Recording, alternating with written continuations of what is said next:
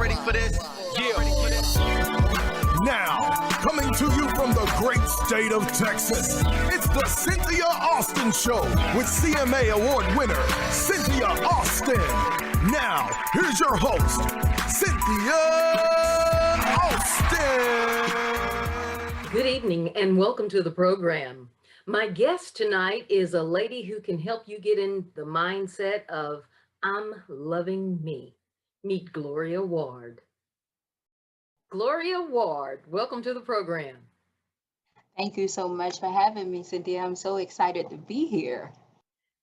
I'm loving me. Tell our audience Yes. about your program, Miss Gloria. Oh, well, the I'm Loving Me project is something that I started. We will be 2 years old, October the 28th. And the whole purpose is to inspire women to love themselves, to live their highest and truest self.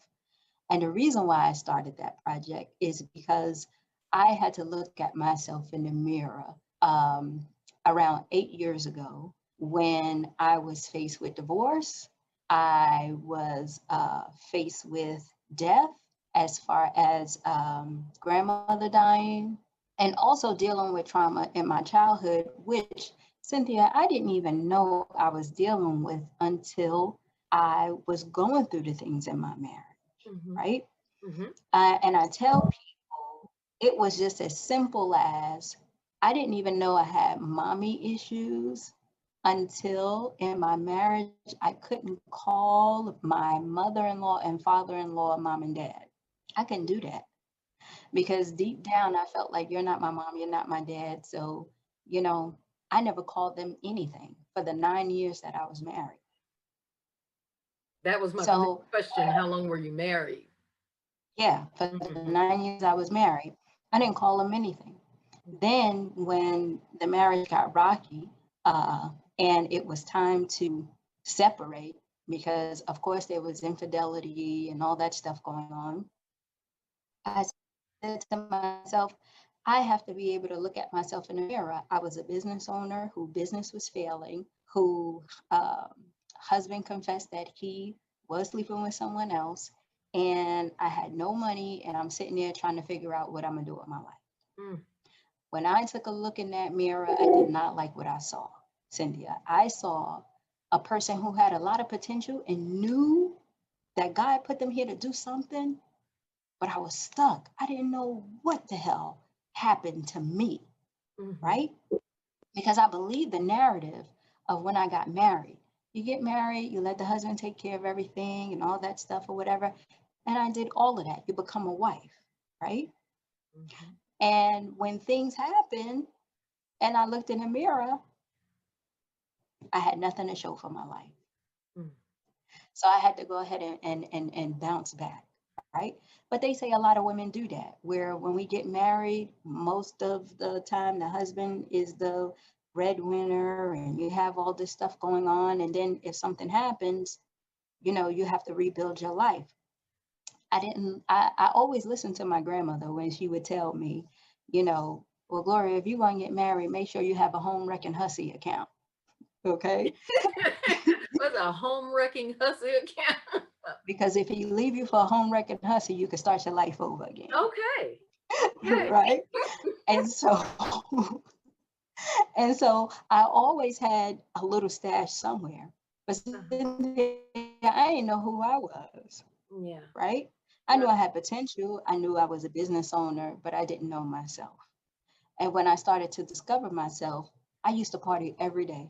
I used to drink a half a bottle of vodka every day. Not because I was discovering myself, but because I was sad. I didn't want to accept that my life was about to change.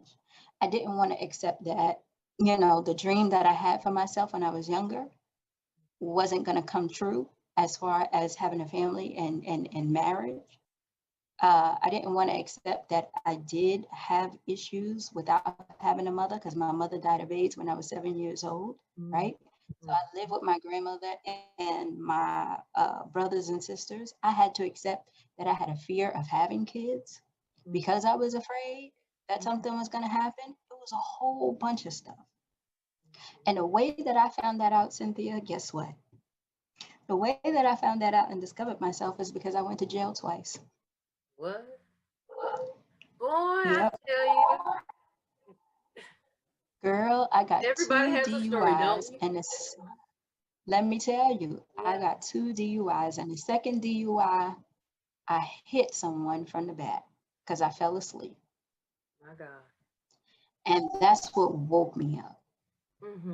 Because at first I thought I hurt that person or probably killed that person or something like that, right? So I knew I wouldn't be able to live with anything like that. And to know that I did that kind of damage to someone because I fell asleep, because I wasn't dealing with my own issues, Mm-hmm. I said to myself, "Oh man, I had to do a 360 turnaround because it was only me and that other person on the road, Cynthia. There was nobody else on the road. It wasn't like it was crowded, Mm-hmm. right? It was 4 o'clock in the morning, and it was me and that other person. I'm halfway at my exit, and I fell asleep. Now, the great thing about God that I love is because that person wasn't even in my lane. My God. Mm, mm, If God didn't put that car in front of me, I wouldn't be here. mm-hmm. You get it? So that was a wake up call where I said, God, you know what? If this is my rock bottom, I'm gonna hit it and I'm gonna come out of this because the next step, I don't know what it's gonna be. It's gonna be worse than this. Mm-hmm. That's what I knew, Mm-hmm. right? Right. So I go to jail. I have to go to treatment, alcohol treatment, right? And I'm saying to myself, I don't need to be here. I mean, Mm-hmm. I don't have a problem. That's what we all say, right? And so I'm in a treatment. I meet the counselor there, and she brings out this paper that deals with situational depression. And she said, if you went through any of these things, basically, you're not clinically depressed. You have situational depression, meaning that circumstances that's happening in your life is causing you to be depressed, and you're acting out and you're showing out, and you need to get yourself together. I looked at that paper. I said, all that is me. Mm. I said, all of that is me. And after that, she worked with me. She, showed me exactly some of the things that I needed to clean up in my life. And I just started cleaning up. I just started cleaning up. But what I realized, Cynthia, is like what you said, we all got a story, right? Right. I'm a person who is ambitious, been an entrepreneur for 17 years, always worked, always had, something. But at the end of the day, I couldn't deal with everything in life. You get it? Because of the past traumas, because of everything. And because of that, I learned how to use my tools to set my boundaries and know who I am. And then I just said, well, how many other women who are wearing a mask every day, believing that they got it all together, not facing their traumas, not understanding why they can't be in a relationship, why they accepting someone hitting on them and beating on them and thinking it's okay, why they're sacrificing themselves for everyone else and not taking care of themselves? Because we got to start to love ourselves. Mm-hmm. So I said, I'm gonna start loving me. And then I created the I'm Loving Me project. So that's the long version of the story. Thank you so much for being transparent and Mhm. sharing your story. Listening to you, I'm like, there's just so much here, divorce.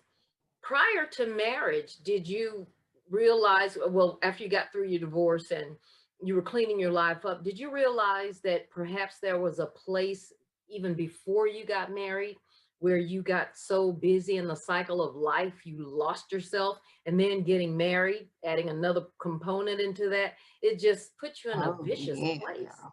I was always a person who was ambitious, but Mhm. always had issues with um, not being that. Like I tell people, not being that for me is because my mom died of AIDS when she was 7 years old. She was an addict. Mhm. Mm. Most of my uncles and aunts that I saw, they were addicts. Mm. So I was running from my life my whole time, Cynthia. So I'm from New York. Mhm. I wanted to leave New York. So I came to college, moved to Atlanta. I can't even tell you the last time I went back to New York, Mhm. right? And when I got down here, it was very hard in the beginning because I'm an 18-year-old kid. I'm in college. Nobody could afford to send me to school. So I worked. I did everything that I needed to do. But I was running from my life back then because I didn't want to be that.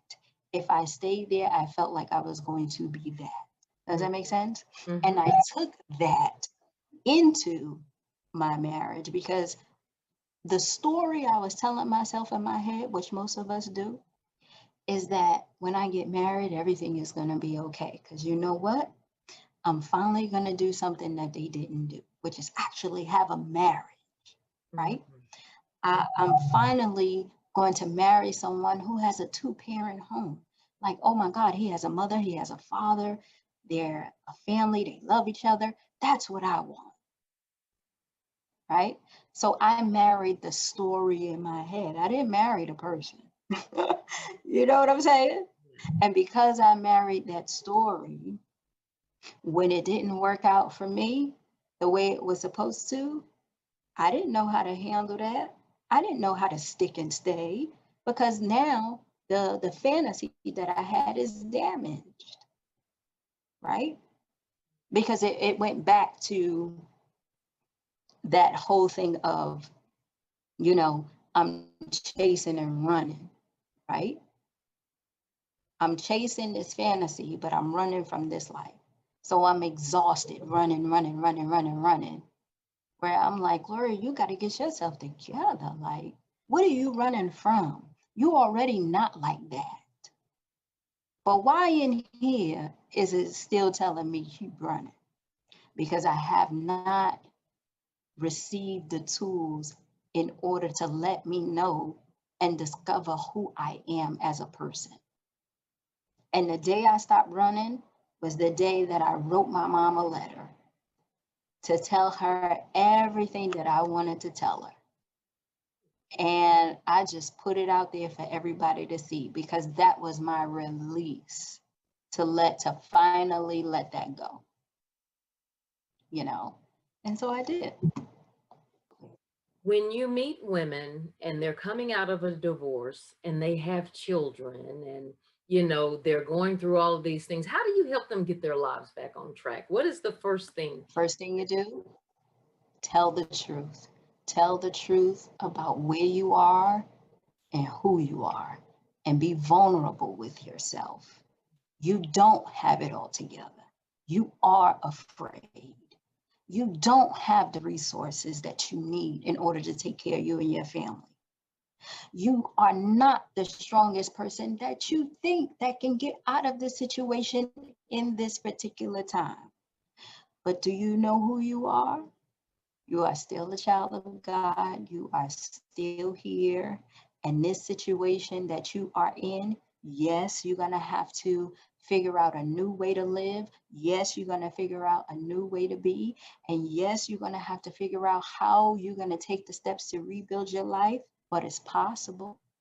It is possible. And the first step that you take is after you tell the truth, now you sit and discover what is it that you have in your hand.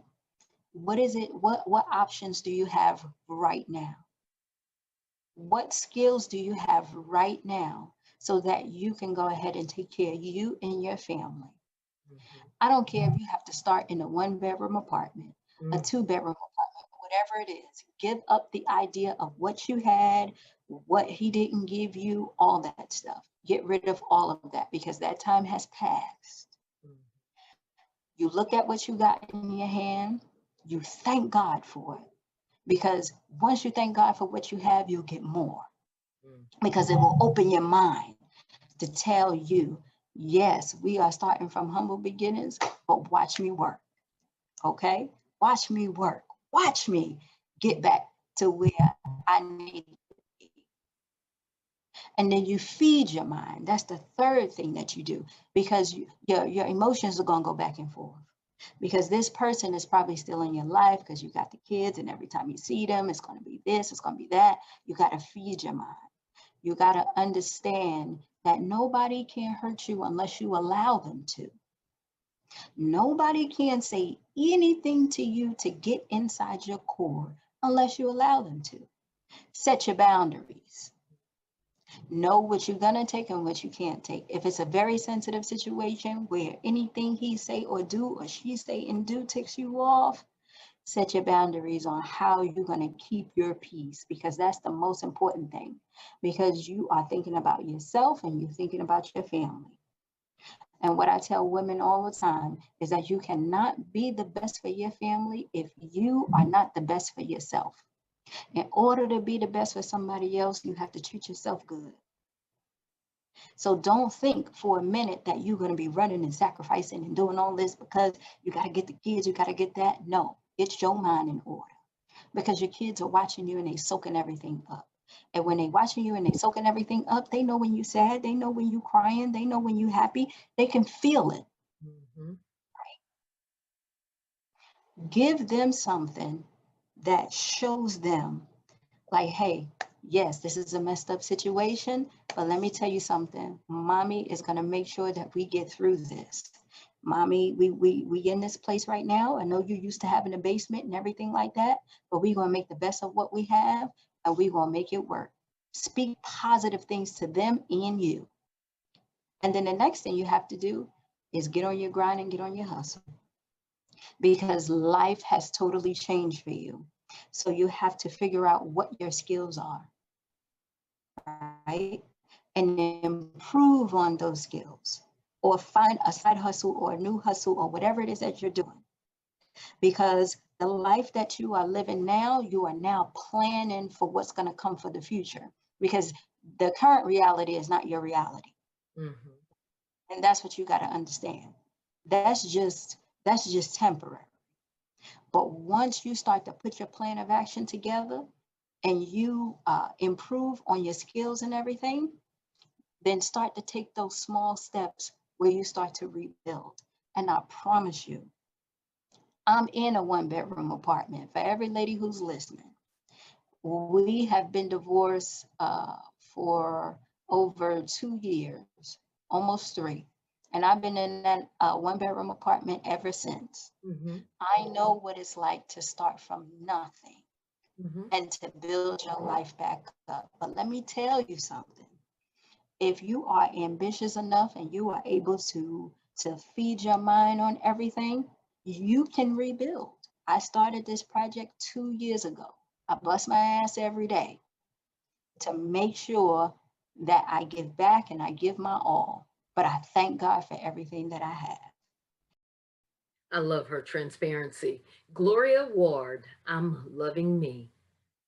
That's going to wrap up this program. Make sure you watch us every Monday through Friday at 6 o'clock on Facebook at Cynthia Austin official page. And if you want to watch us all the time, as if you don't have a life, you can go to CynthiaAustinShow.com. Don't forget to love everybody the way you want to be loved and treat everybody the way you want to be treated. I'll talk to you next time. God bless you. Bye-bye.